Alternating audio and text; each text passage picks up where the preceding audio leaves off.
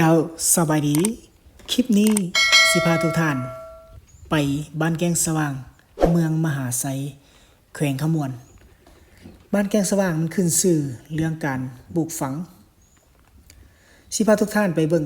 ช่วงนี้เพิ่นปลูกผักหยังแหน่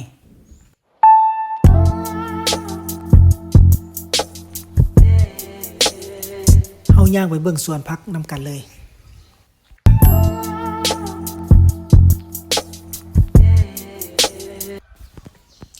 นี่แม่นเป่าพุ่นที่เพิ่นเตรียมมาไว้ใส่ผัก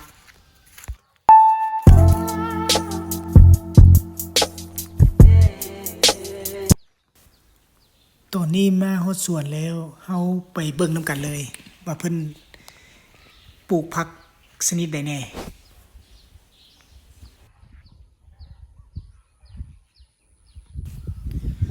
ผักที่เพิ่นปลูกก็มีหลายชนิด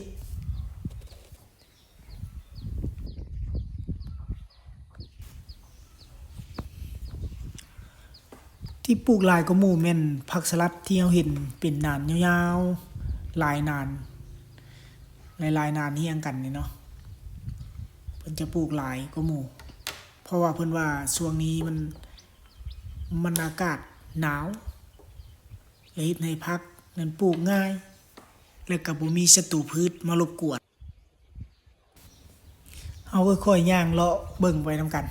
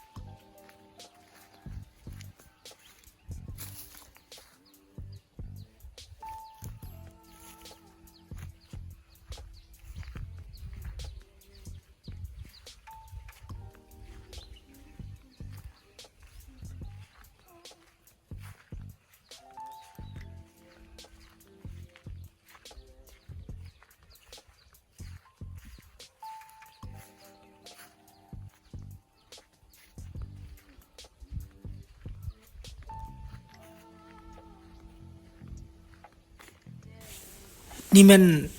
หมากถั่วที่เพิ่นปลูกนอกจากปลูกผักแล้วเพิ่นก็ยังปลูก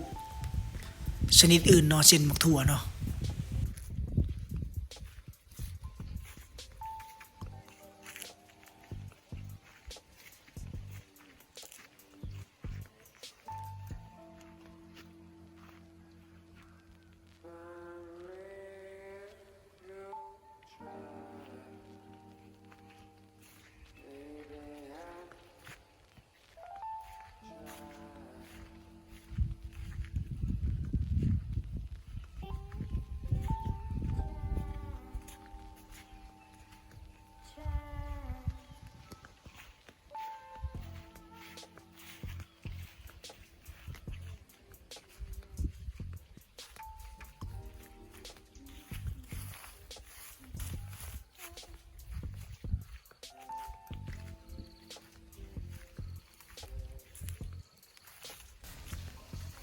สิพาทุกท่านไปย่างเลาะเบิ่งหนองเนาะเพิ่นว่าหนองนี้อันแม่นหนองสองเนาะเป็นหนองที่เพิ่นใช้สำหรับเก็บน้ำไว้เพื่อเอาน้ำอยู่นี้ดูดน้ำตัวนี้ไปรดผักถ้าว่าน้ำนี่แห้งเพิ่นก็จะใช้ใดใหญ่เนาะดูดน้ำมันขึ้นมาใส่ถือว่าน้ำอยู่ในหนองนี้บ่มีวันแห้งจักเทื่อเนาะ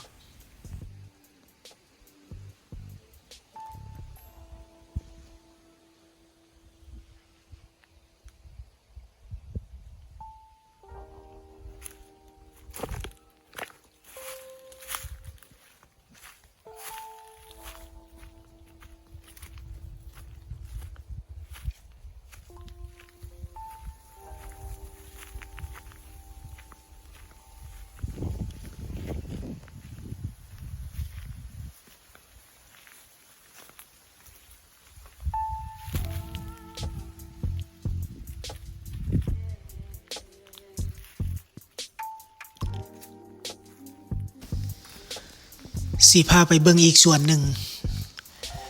อยู่ในบ้านนี้เพิ่นปลูกผักทุกครอบครัวไปเบิ่งว่าส่วนนี้เพิ่นปลูกผักชนิดใดแน่แตกต่างจากสวนที่ผ่านมาบ่เนาะไปเบิ่งนํกันเลยนี่แม่นเบียร์สลัดเนาะที่เพิ่นเตรียมไว้เพื่อไปบงหรือไปปลูกเนาะ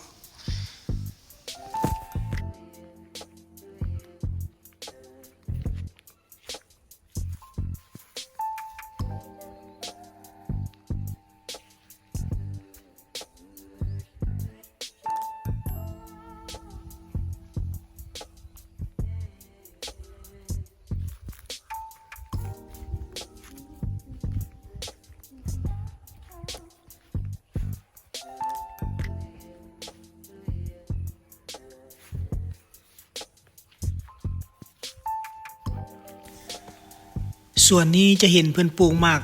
สาลีหรือว่าข้าวโพดตื่มเนาะบ่ฮู้ว่าเพิ่นปลูกได้จักมือแล้วนี่ต้นก็สูงประมาณได้ละ10 วัน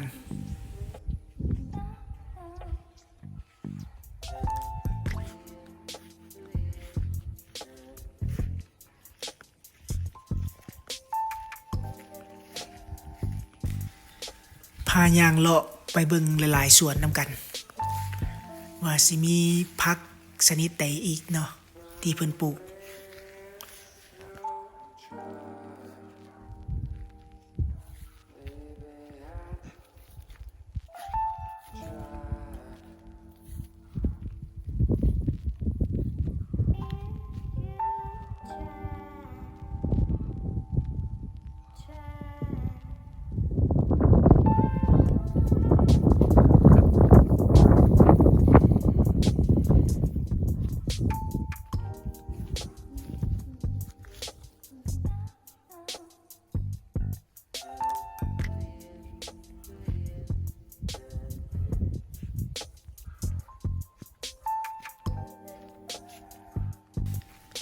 นี่แม่นผักหอมเนาะผักหอมรวมหรือว่าผักหอมลาบที่เพิ่นใส่ลาบใส่กอยเนาะ